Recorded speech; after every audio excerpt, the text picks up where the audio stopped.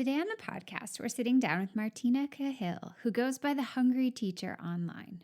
One of her great gifts is helping middle school ELA teachers rock it with choice reading and book clubs, though I believe a lot of what she teaches can easily apply to high school too, especially when it comes to cultivating a culture of reading, trying out different forms of book clubs, and rolling out book tastings that can make an impact. If you've ever wondered what you can do in advance to help make your book club unit a success, you're going to find some really helpful ideas in this conversation. So let's dive in. Welcome to the Spark Creativity Teacher Podcast, a podcast for English teachers looking for more. More creativity, more engagement, more joy, and no more scripted curriculum, lesson planning ruts, or boring book lists. I'm Betsy Potash, and I'm honored you're trusting me to help. You're not alone on this creative journey anymore.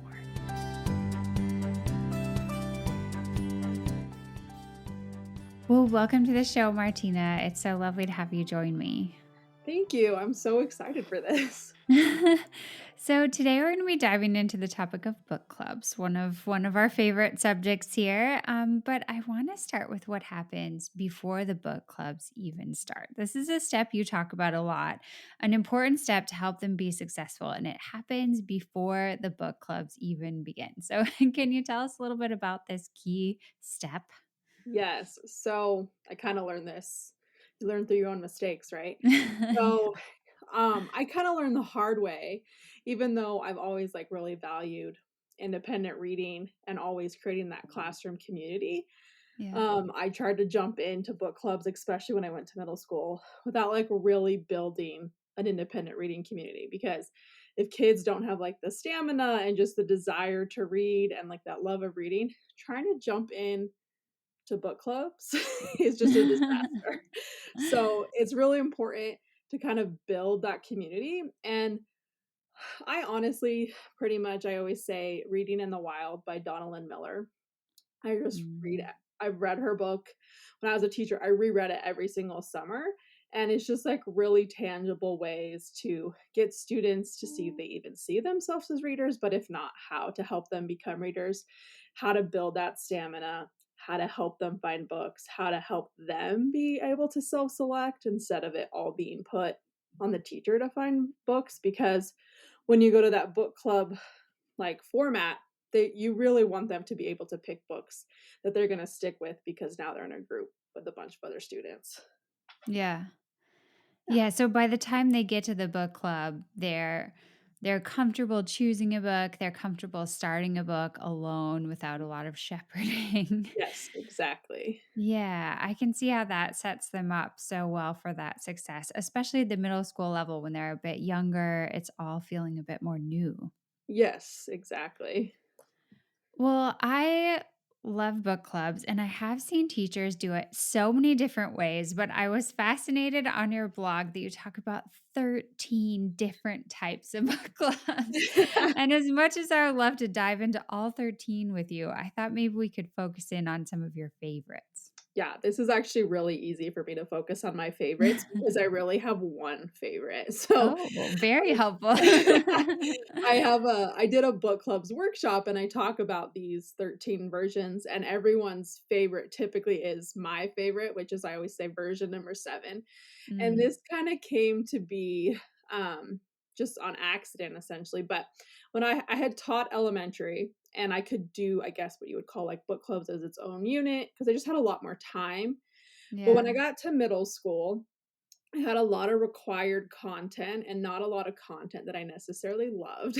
And so I had to figure out, how can I still do what I need to do, keep my job, but also bring in that student choice. And so um, basically the idea with this version of book clubs is you use your required text or whatever content you have to teach as kind of the vessel to teach things. And then you use the book clubs for students to apply everything you're teaching each day. So instead of kids having a different job each week or having worksheets or roles, it's more of a whole community doing the same thing, but they have a smaller group that they kind of work together. So, for example, if I would teach point of view, And then I would read aloud what I would either my required text or a text that I had chosen, just depending. And then I would Mhm. show them, all right, I taught you about point of view. I'm going to kind of analyze the point of view and how it affects the story while I'm reading. And then when you get into your book clubs, I'm going to have you do the same thing. And that could be a reading response, it could be a group book club discussion, could be a different activity. But the idea is book clubs aren't something you do on top of what you're already doing. Book clubs are really used to enhance what you're teaching, and then you get a lot more buy-in from students. Cool. So they're the activity vehicle for sort Yeah, of pushing home the points. I yes, like that. exactly.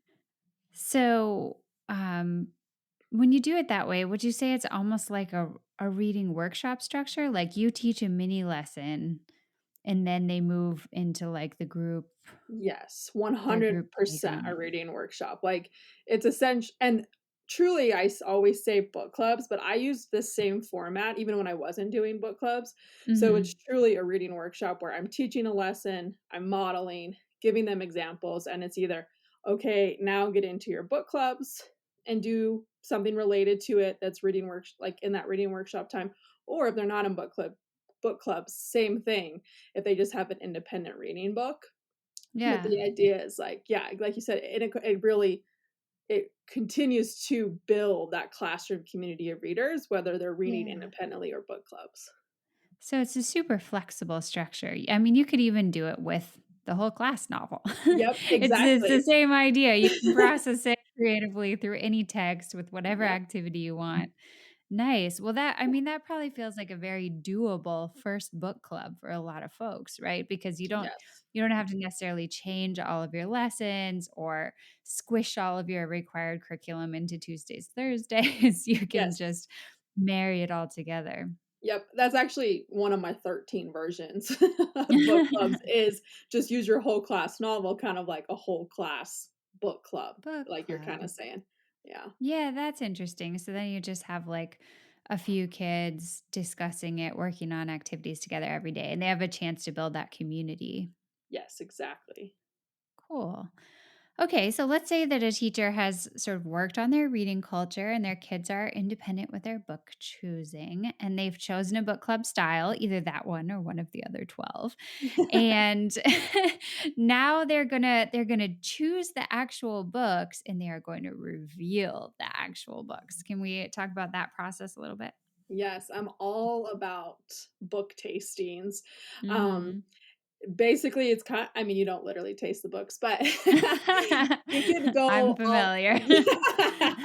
you can go all out with this, and it doesn't even have to be a book tasting, but the idea is really just allow them to sample it, but give them time, as opposed to being like, "Okay, we're gonna get in book clubs, everybody find a book." It's, like, really almost like making book clubs, and every time I revealed book clubs with this book tasting idea, kids were so excited, but essentially just I will say most of my book clubs were genre focused, so whatever genre I was teaching, I would have a bunch of books within that genre, Yeah. all at different stations, and I just gave the kids it was the whole class period was devoted to that, and they just had, say 10 books at each little station, and they would each group would be there for 7 to 10 minutes and try to read as many of the synopsis of the first of each book or first pages, just depending, and I Mhm. always, something too, like being a middle school teacher, going from 5th grade, I went from having 25 students to 100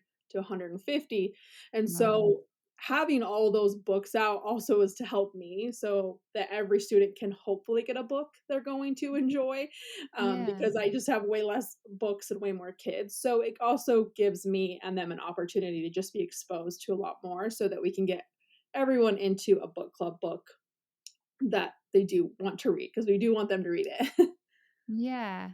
I mean, I always think that one of the best byproducts of book tastings is that you find the book you're going to read for your book club or your choice reading or whatever, but you also are exposed to 4 or 5 other books that you Yes. might actually realize that you want to read later. And when your best friend in the other group is reading it and raving about it, and you already kind of tasted it, like you're a lot more likely to come back to it later.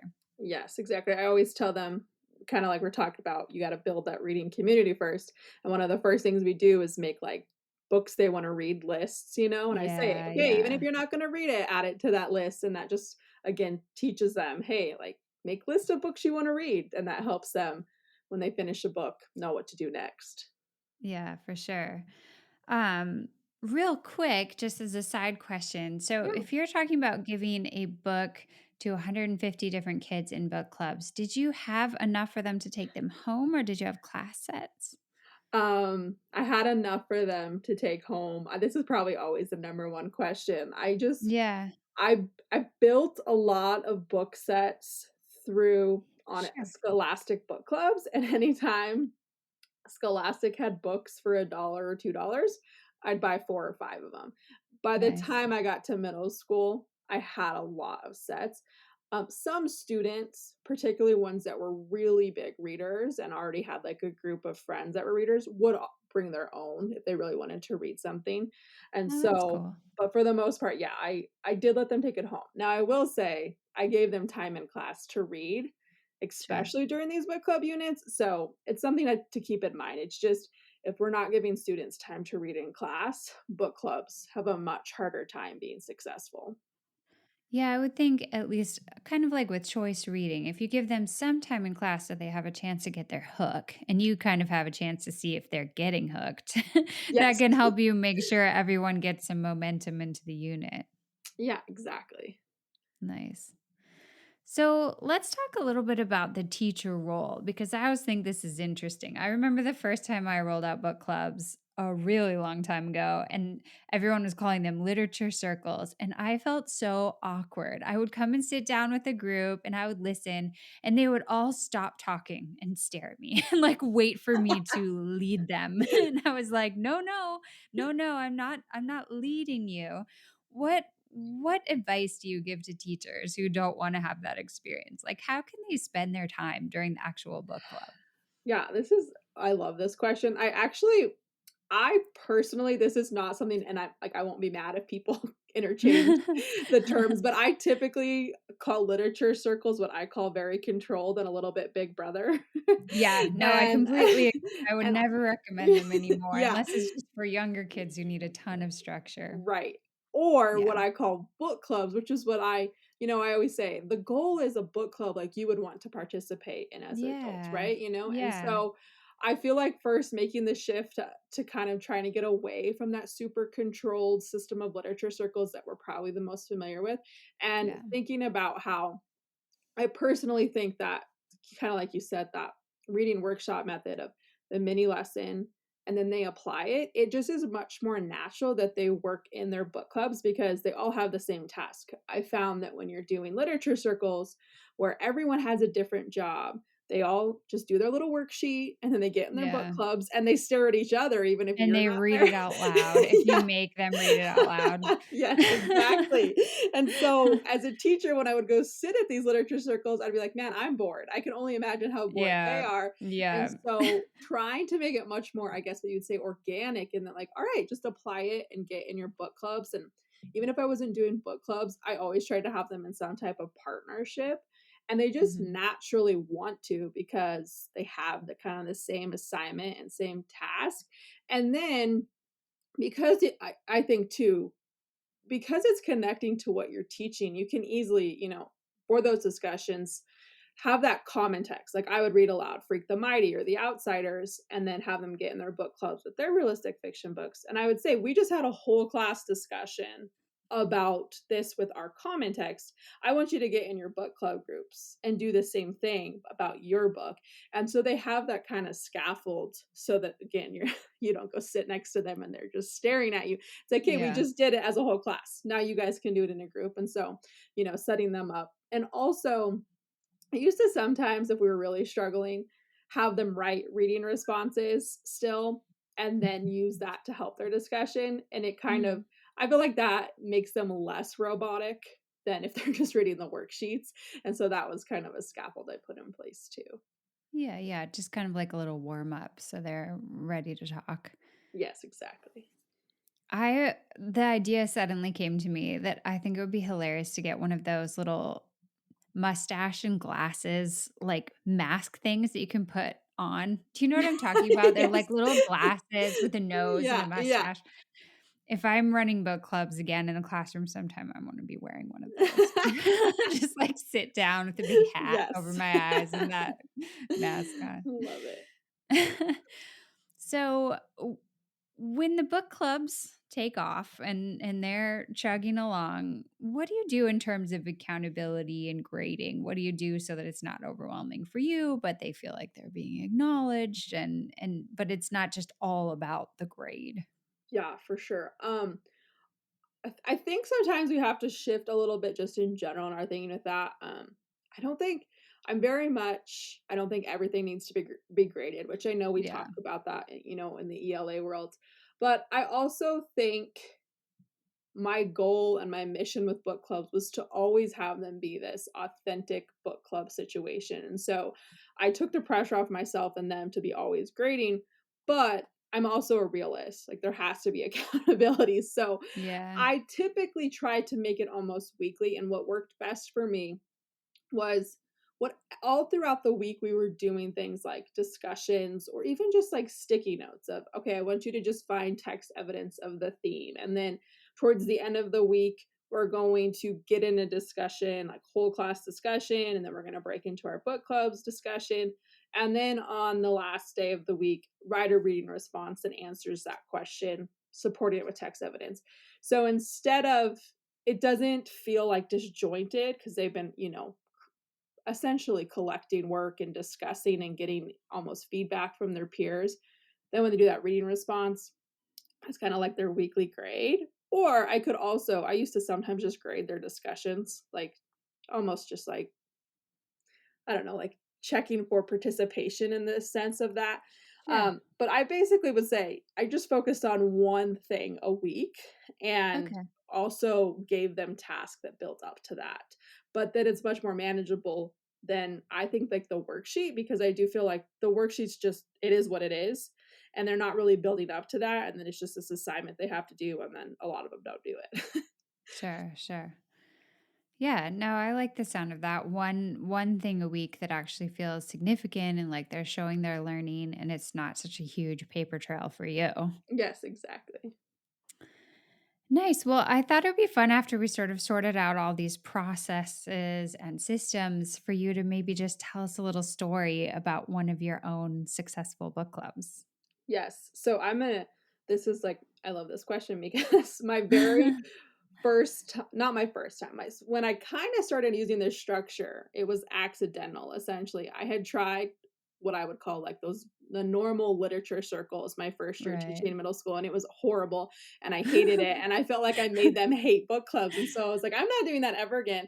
I didn't do book clubs the rest of that year, and then my 2nd year, we were going into our poetry unit, which I love poetry, but I didn't necessarily love a lot of what I had to teach, so I was like, I'm going to do verse novel book club. So even though that's not a Yes. genre, yes, they're the best. Even though it's not a genre, I'm like, man, they can all be in that format. And then we can really focus on, the poetry structure and the structure of the poems within their verse novels. And that's when I would like teach the poetry concept and then say, okay, get in your book clubs and apply it. And it was just the most magical thing because verse novels, we know there's all that white space. And so all my kids were finishing multiple books each. And I was like, okay, I don't want to tell them to not read ahead, right? And so that's when I Yeah. started to let kids read ahead. And so maybe all the kids weren't reading the same books within their book clubs, but because we were focusing on poetic structure, I could just say, get in your book clubs and work together, but talk about, how the structure of your verse novels, that particular poem that you read that day, contributes to the theme or the mood and the tone. Yeah. And I mean, that first year I did them like that. I mean, in 3 to 4 weeks is what I think the unit was. Almost every kid read at least two verse novels in that time. And typically it's like a fight to get them to finish one book. So, Wow. yeah, it was just, and they were engaged. And I think kids who weren't typically readers just loved, verse novels. There's not a lot of words on the page, right? But they're still engaging and require critical thinking. And so I think that a lot of them just felt success with that. And because I was just like, yeah, get in your book clubs and work together. middle schoolers love to talk, Yeah. so they just loved everything about that. Oh, that's fantastic.